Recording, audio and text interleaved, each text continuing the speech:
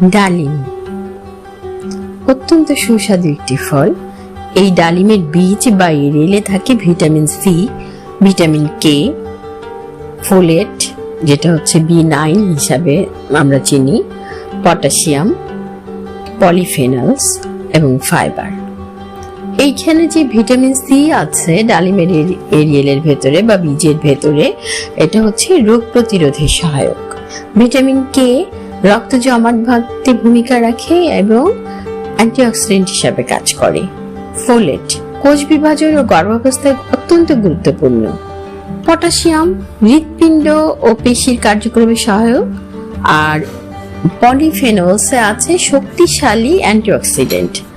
আর fibre তো হজমে সহায়কই। Fibre যেটা, এটার গুণাগুণ আমরা এখন বলবো। অ্যান্টিঅক্সিডেন্টে ভরপুর, কোষের ক্ষয় রোধ করে।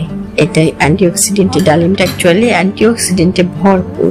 এটা কোষের ক্ষয় রোধ করে। কোষের ক্ষয় রোধ যখন করে তখন আপনার ইয়াংনেস বজায় থাকে। হৃৎপিণ্ডের সুরক্ষা দেয়, রক্তচাপ ও কোলেস্টেরল নিয়ন্ত্রণে সাহায্য করে, প্রদাহ কমায়, আর্থ্রাইটিস ও ত্বকের সমস্যা অত্যন্ত উপকারী, ত্বককে উজ্জ্বল করে, ভেতর থেকে গ্লো আনে। এছাড়াও এটা কি করে, মস্তিষ্ক স্মৃতি শক্তি উন্নত করে, বিশেষ করে বয়সজনিত দুর্বলতায় যদি কারো স্মৃতিশক্তি এবং মস্তিষ্কের বিশেষ কোনো ক্ষতি হয়ে থাকে, সেটা হচ্ছে মস্তিষ্ক স্মৃতিশক্তি উন্নত করে। আর ইউরিনারি হেলথে অত্যন্ত সহায়ক, সংক্রমণ রোধে কার্যকর। সুতরাং ডালিম আমরা আমাদের খাদ্য তালিকায় প্রতিদিন না হলেও সপ্তাহে 3 দিন 4 দিন আমরা খাবো।